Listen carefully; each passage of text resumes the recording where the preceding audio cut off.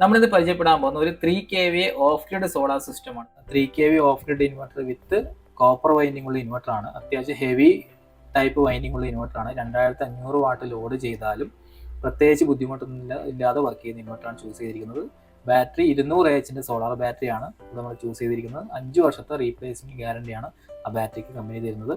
20% charging current, അതായത് നമുക്കൊരു 40 ആംപിയറിന് മുകളിൽ നമുക്ക് ഉപയോഗിച്ച് ബാറ്ററി ചാർജ് ചെയ്യാവുന്നതാണ്. അത് വളരെ പെട്ടെന്ന് ബാറ്ററിനെ ചാർജ് ചെയ്തെടുക്കാൻ പറ്റിയ ഒരു ബാറ്ററിയാണ് നമ്മൾ ഉപയോഗിച്ചിരിക്കുന്നത്. എക്സൈഡിൻ്റെ 200 AH സോളാർ ബാറ്ററി 2 ഉപയോഗിച്ചിരിക്കുന്നത്. അതുപോലെ MPPT 60 ആംപിയറിൻ്റെ MPPT ആണ് ഉപയോഗിച്ചിരിക്കുന്നത്. നമുക്ക് 3 സോളാർ പാനൽ വരെ സെയിം MPPTയിൽ സീരീസ് ചെയ്ത് ഉപയോഗിക്കാവുന്നതാണ്. എത്തരം കസ്റ്റമേഴ്സിനാണ് 3 kVA off grid solar system suggest ചെയ്യാൻ പറ്റുമോ എന്ന് നമുക്കൊന്ന് പരിശോധിക്കാം. നിങ്ങളുടെ ടോട്ടൽ കറണ്ട് ബില്ല് ഒരു 5000 രൂപയ്ക്ക് താഴെയാണ് വരുന്നതെങ്കിൽ, അത് മാത്രം പോരാ, ശ്രദ്ധിച്ച് കേൾക്കണം. നിങ്ങളുടെ കറണ്ട് ബില്ല് 5000 രൂപയ്ക്ക് താഴെയാണ് വരുന്നത്. ഈ കറണ്ട് ബില്ലിൻ്റെ പകുതിയിലധികവും light, fan, TV, mixie, fridge, top load washing machine, iron box, 1 HP വരെയുള്ള മോട്ടർ ഇത് ഉപയോഗിച്ചാണ് വരുന്നതെങ്കിൽ തീർച്ചയായും 3 kVA off grid solar system നമുക്ക് റെക്കമെൻഡ് ചെയ്യാവുന്നതാണ്. എന്തുകൊണ്ടെന്നാൽ ഈ എക്യുപ്മെൻറ്റ്സ് ഒക്കെയാണ് 3 kVA ഓഫ് ഗ്രിഡ് സോളാർ സിസ്റ്റത്തിൽ നമുക്ക് ഉപയോഗിക്കാൻ സാധിക്കുക. ഇനി എങ്ങനെയാണ് ഈ 3 kVA off grid solar system നമുക്ക് സേവിങ്സ് ഉണ്ടാക്കി തരുന്നതെന്ന് പരിശോധിക്കാം. വളരെ ശ്രദ്ധിച്ച് കേട്ടാൽ മാത്രമേ മനസ്സിലാവുള്ളൂ. പകൽ സൂര്യപ്രകാശം വരുന്നതോടുകൂടി സൂര്യപ്രകാശം ഉപയോഗിച്ച് സോളാർ പാനൽ നമ്മളുടെ ബാറ്ററിനെ ചാർജ് ചെയ്യുന്നു. ഓക്കെ, ആ ബാറ്ററിയുടെ നമ്മൾ ഫിറ്റ് ചെയ്തിരിക്കുന്ന ബാറ്ററിയുടെ 90% ചാർജ് ഫുള്ളായി കഴിഞ്ഞ ശേഷം ഓട്ടോമാറ്റിക്കലി ഇൻവെർട്ടർ എന്ത് ചെയ്യുന്നു? KCB പവറിനെ ഓഫ് ചെയ്യുന്നു. അതായത് KCB ഓട്ടോമാറ്റിക്കലി ഇൻവെർട്ടറിന് ഡിസ്കണക്ട് ആവുന്നു.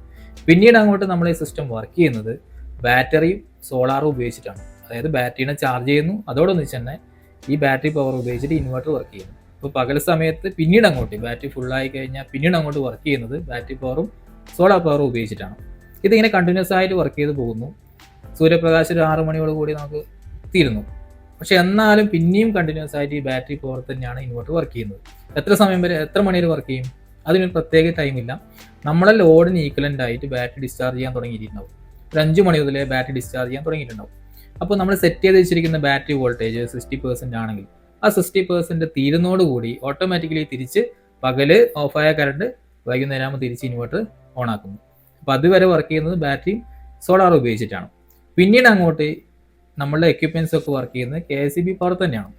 പക്ഷേ അപ്പോഴും ബാറ്ററിയുടെ ഒരു 50-40% അവിടെ ബാലൻസ് ഉണ്ട്. എന്തിനു വേണ്ടിയിട്ടാണ്? ഇനി രാത്രി എങ്ങാനും കറണ്ട് പോയെങ്കിൽ നമുക്ക് ബാക്കപ്പായി തരാൻ വേണ്ടിയിട്ട് അവിടെ ബാലൻസ് ആയിട്ട് വെച്ചിട്ടുണ്ട്.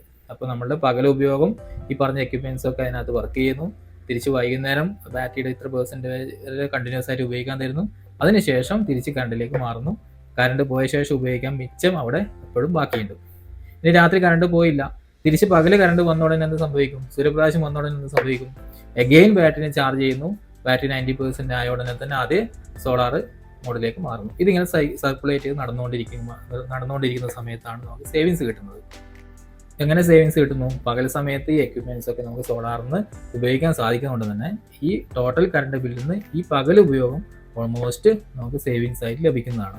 ഇതൊരു പൂർണ്ണമായും കസ്റ്റമൈസ് ചെയ്ത് ഉപയോഗിക്കാൻ പറ്റിയൊരു സോളാർ സിസ്റ്റമാണ്.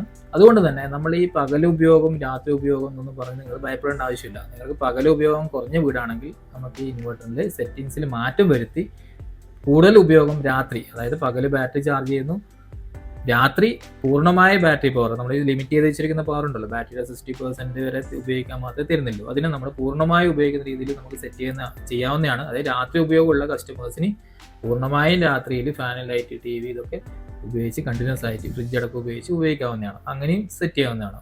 ഇനി ഈ സിസ്റ്റത്തെ ഭാവിയിൽ നമുക്ക് അപ്ഗ്രേഡ് ചെയ്യാൻ സാധിക്കുമോ എന്നൊന്ന് പരിശോധിക്കാം. തീർച്ചയായും സാധിക്കുന്നതാണ്. അതായത് നിലവിൽ നമ്മൾ 2 ബാറ്ററി 3 പാനലാണ് ഇവിടെ സെറ്റ് ചെയ്തിരിക്കുന്നത്. ഇനി ഭാവിയിൽ നമുക്ക് ഇതല്ല, കുറച്ചും കൂടി ഉപയോഗം നമുക്ക് വേണം. ഈ രാത്രിയിൽ കറണ്ടിലേക്ക് മാറുന്നതൊന്നും വേണ്ട, നമുക്ക് 24 മണിക്കൂറും ഇത് ബാറ്ററി പവറും സോളാർ ഉപയോഗിച്ച് തന്നെ വർക്ക് ചെയ്യുന്നുണ്ടെങ്കിൽ അഡീഷണൽ ആയിട്ട് 2 ബാറ്ററി ആഡ് ചെയ്യാവുന്നതാണ്. അഡീഷണൽ ആയിട്ട് സോളാർ പാനലും ആഡ് ചെയ്യാവുന്നതാണ്. അങ്ങനത്തെ ഒരു പ്രൊവിഷൻ ഇതിനകത്തുണ്ട്. കാരണം പൂർണ്ണമായും, ഞാൻ ആദ്യമേ പറഞ്ഞു, പൂർണ്ണമായും കസ്റ്റമൈസ് ചെയ്ത് ഉപയോഗിക്കാൻ പറ്റിയൊരു സിസ്റ്റമാണ് ഈ 3 kVA off grid solar system, ഈ മോഡൽ. അതുപോലെ കസ്റ്റമേഴ്സിന് ഉണ്ടാകുന്ന ഒരു ഡൗട്ടാണ്, നമ്മളിപ്പോൾ ഈ വർക്കിലൊക്കെ ഉപയോഗിച്ചിരിക്കുന്നത് ട്യൂബുലർ ബാറ്ററിയാണ്. ഇനി ഭാവിയിൽ ലിഥിയം ഫെറോഫോസ്ഫേറ്റ്, ലിഥിയം അയൺ ബാറ്ററികൾക്ക് സപ്പോർട്ട് ചെയ്യുമെന്നുള്ളത് കസ്റ്റമേഴ്സ് ചോദിക്കുന്ന ഒരു ഡൗട്ടാണ്. തീർച്ചയായും സാധിക്കുന്നതാണ്. ആശാ പവറിൻ്റെ ഇൻവെർട്ടറിലും MPPTയിലും നമുക്ക് ലിഥിയം ഫെറോഫോസ്ഫേറ്റ്, ലിഥിയം അയൺ ബാറ്ററികൾ സപ്പോർട്ട് ചെയ്യുന്നതാണ്. അടുത്ത തവണ നിങ്ങൾ ബാറ്ററി മാറുമ്പോൾ നമുക്ക് തീർച്ചയായും ലിഥിയം ബാറ്ററികൾ വാങ്ങി ഉപയോഗിക്കാവുന്നതാണ്. കാരണം ഇപ്പോഴത്തെ അവസ്ഥയിൽ ലിഥിയം ബാറ്ററിയുടെ കോസ്റ്റ് വളരെ കൂടുതലാണ്, എല്ലാവർക്കും അഫോർഡബിൾ അല്ല. അതുകൊണ്ട് തന്നെ നിലവിൽ ട്യൂബുലർ ബാറ്ററികൾ തന്നെയാണ് കൂടുതൽ ആൾക്കാരായിട്ട് ഉപയോഗിക്കുന്നത്. ഇനി ഭാവിയിൽ നിങ്ങൾക്ക് ലിഥിയത്തിലേക്ക് മാറുന്നതിന് യാതൊരു ബുദ്ധിമുട്ടുമില്ല. തീർച്ചയായും കസ്റ്റമേഴ്സിന് ഇതിൻ്റെ ബഡ്ജറ്റ് എത്രയാവുന്നില്ല ഒരു ചോദ്യം കൂടി ഉണ്ടാവും. ഏകദേശം ഒരു 1.50 1.15 മുതൽ മുകളിലോട്ട് അതിൻ്റെ ഇൻസ്റ്റലേഷൻ കോസ്റ്റ് വരുന്നത് ഡിപ്പെൻഡ് ഓൺ സോളാർ പാനലിൻ്റെ എണ്ണം, അതുപോലെ സ്ട്രക്ചറിൻ്റെ കോസ്റ്റ് ഒക്കെ അനുസരിച്ച് മാറ്റങ്ങൾ വരാം. ഡിപ്പെൻഡ് ഓൺ സൈറ്റിൽ ചെറിയ ചെറിയ പ്രൈസ് വേരിയേഷൻസ് വരാം. എങ്ങനെ പോയാലും ഒരു 1.25 1.30 നമുക്ക് ഇതിൻ്റെ ഇൻസ്റ്റലേഷൻ കംപ്ലീറ്റ് ആവുന്നതാണ്.